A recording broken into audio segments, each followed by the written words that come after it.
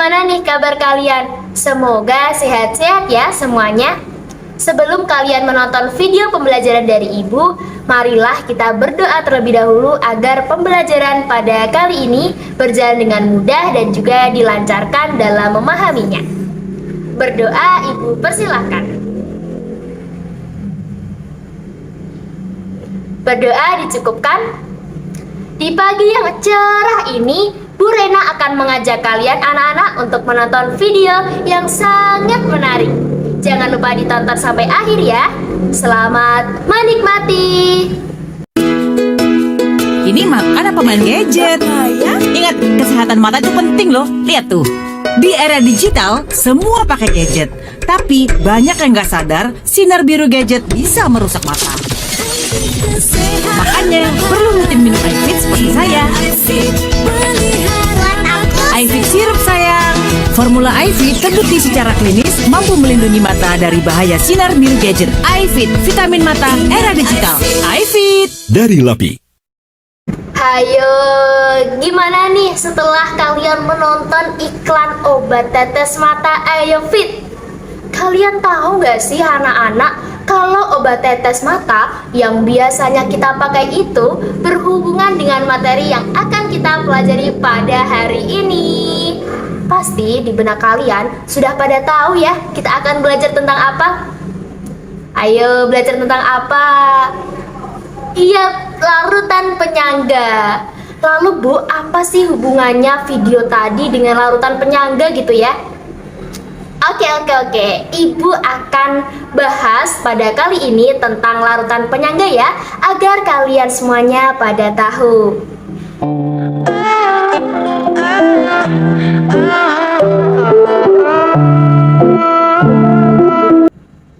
Adapun tujuan pembelajaran yang harus kita capai pada kali ini, yang pertama adalah mendeskripsikan sifat dari larutan penyangga.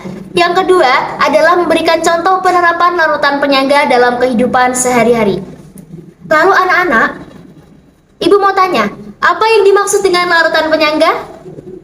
Lalu bagaimana penerapan larutan penyangga dalam kehidupan? Serta apa saja jenis larutan penyangga? Yuk kita pelajari anak-anak bersama video pembelajaran berikut ini.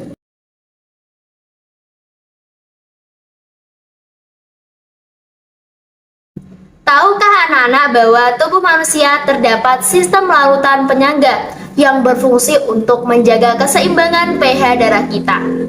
Dalam keadaan normal anak-anak, pH darah kita berkisar antara 7,35 sampai dengan 7,45. Nah, apa sih anak-anak yang dimaksud dengan larutan penyangga?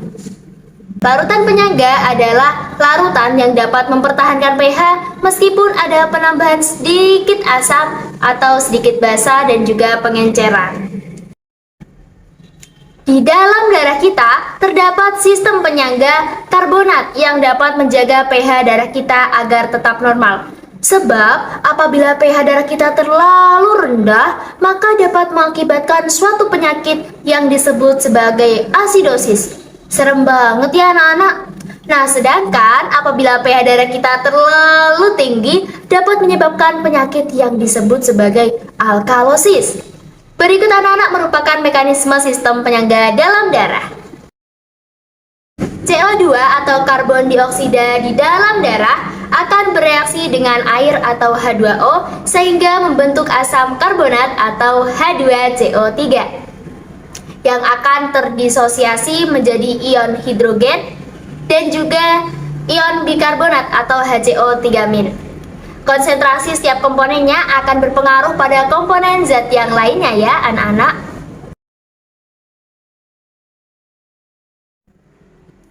Nah anak-anak, apabila zat yang bersifat asam masuk ke dalam darah akan menyebabkan konsentrasi H+ meningkat sehingga pH darah kita akan menurun. Nah anak-anak, untuk menjaga penurunan pH yang tidak terlalu besar, maka H2CO3 akan segera terurai membentuk gas CO2 dan juga H2O. Akibatnya yang terjadi adalah pernafasan berlangsung lebih cepat agar darah dapat membuang CO2 ke dalam paru-paru dengan cepat juga. Sehingga anak-anak pH dapat kembali normal. Oke anak-anak. Sebaliknya, apabila konsentrasi H plusnya dalam darah menurun karena ada penambahan basa, sehingga menyebabkan kenaikan pH, maka diperlukan CO2 dari paru-paru yang dimasukkan ke dalam darah ya anak-anak. Sehingga apa Bu? pH akan kembali menjadi normal. Nah anak-anak, apa saja sih jenis larutan penyangga?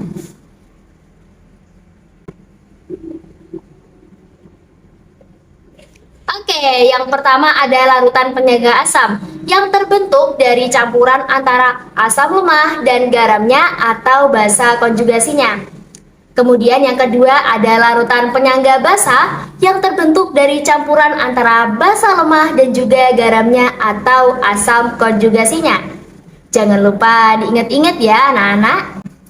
Nah anak-anak, larutan yang terdapat dalam darah manusia adalah larutan penyangga asam karena terdiri dari asam lemah yaitu asam karbonat H2CO3 dan garamnya atau basa konjugasinya yaitu HCO3- atau ion bikarbonat. Sedangkan anak-anak contoh larutan penyangga basa yaitu ada amonium hidroksida dan juga asam konjugasinya yaitu NH4Cl.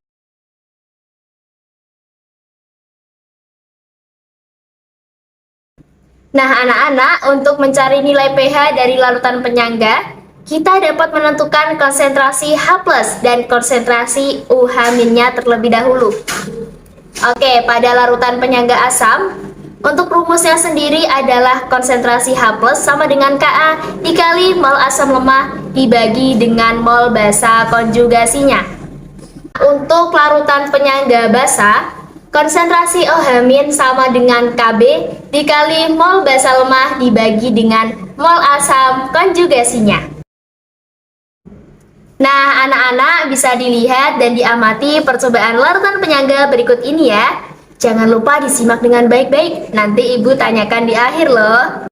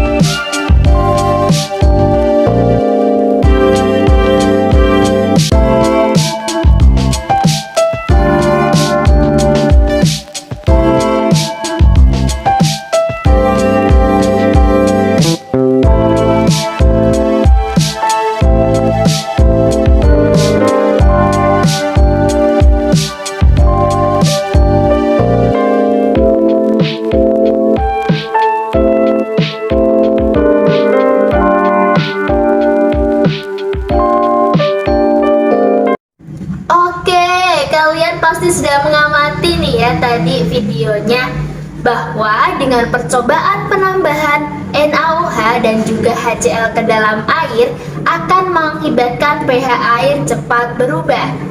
Sedangkan anak-anak, penambahan HCl dan NaOH ke dalam campuran CH3COOH dan CH3COONa pH-nya relatif tidak banyak berubah. Kalian bisa mengamati sendiri ya.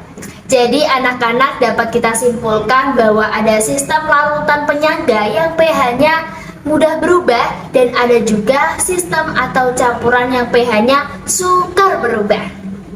Larutan yang pH-nya relatif tetap atau tidak berubah pada penambahan sedikit asam, basa dengan pengeceran maka disebut dengan larutan penyangga. Betul sekali. Oke anak-anak, sampai sini paham ya? Nah, anak-anak di sini dapat dilihat ya, terdapat larutan penyangga asam yang terdiri dari asam asetat yang berwarna merah sebagai asam lemah dan juga CH3COO- yang berwarna hijau sebagai basa konjugasinya. Di mana anak-anak molekul dari masing-masing zat tersebut ini bergerak secara bebas yang ada dalam gelas tersebut ya. Bisa anak-anak lihat. Lalu bagaimana jika larutan asam kita tambahkan dengan sedikit basa anak-anak? Apa yang terjadi? Nah, di sini konsentrasi asam asetat dan CH3COO-nya sama ya. Kemudian anak-anak kita tambahkan dengan sedikit basa yang dapat diamati bersama bahwa ion OH-nya molekul berwarna biru itu akan bereaksi dengan asam asetat yang akan menyebabkan konsentrasi dari basa konjugasinya meningkat dan konsentrasi dari asam asetatnya menurun. Selanjutnya kita lihat anak-anak bagaimana sih pengaruh pada penambahan sedikit asam terhadap konsentrasi larutan penyangga asam. Dapat anak-anak lihat di situ ion H+ dari asam yang ditambahkan akan bereaksi dengan asam konjugasi yang mana menyebabkan konsentrasi asam asetatnya meningkat dan basa konjugasinya menurun. Bagaimana dengan larutan penyangga basa? Apakah prinsip kerjanya sama anak-anak? Iya, betul. Prinsip kerja penyangga asam dan basa sama.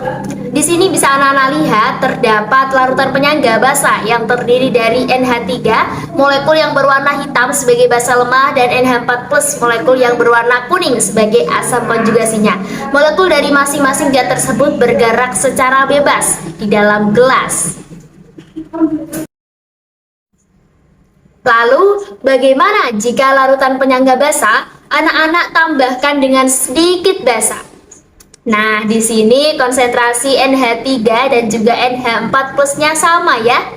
Kemudian, jika anak-anak tambahkan dengan sedikit basa, dapat kalian amati bersama, ion OH-nya akan bereaksi dengan NH4+ yang akan menyebabkan konsentrasi dari NH3-nya meningkat dan konsentrasi dari NH4+-nya menurun. Selanjutnya, anak-anak lihat dan amati lagi bagaimana pengaruh penambahan sedikit asam terhadap konsentrasi larutan penyangga basa. Dapat kalian lihat bersama ya, itu ion H+-nya dari asam yang ditambahkan akan bereaksi dengan basa konjugasi. Hal tersebut anak-anak akan menyebabkan konsentrasi dari NH4+-nya akan meningkat dan konsentrasi dari basa konjugasinya menurun. Nah, itu anak-anak prinsip kerja dari larutan penyangga. Nah, sambil dilihat lagi dan juga diamati ya anak-anak videonya. Bagi yang tadi belum paham bisa disimak lagi videonya. Ibu punya lagu yang menarik nih bagi kalian. Tentunya tentang larutan penyangga yang baru saja kita pelajari pada hari ini bersama dengan Bu Rena. Yuk anak-anak kita nyanyi bersama-sama. Larutan penyangga adalah larutan yang menjaga pH. Walaupun ditambah dikit asam basa, harga pH-nya tetap. Sifat larutannya dapat ditemukan dari komponennya. Ada dua macam komponen penyusun di larutan penyangga, asam lemah dan basa konjugasi. Larutannya akan bersifat asam, basa lemah dan asam konjugasi. Larutannya akan bersifat basa. Yuk anak-anak sama-sama nyanyi.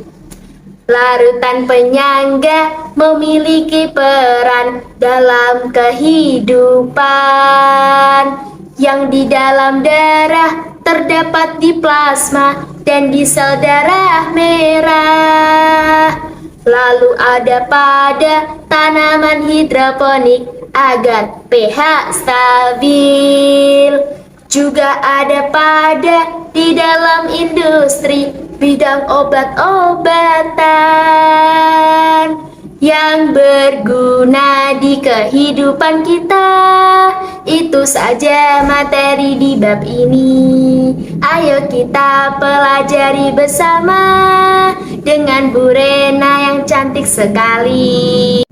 Wih, keren banget kalian. Yang sudah nyanyi bersama-sama tadi, Ibu beri aplaus. Oke anak-anak, mungkin cukup sekian materi yang Ibu sampaikan pada kali ini.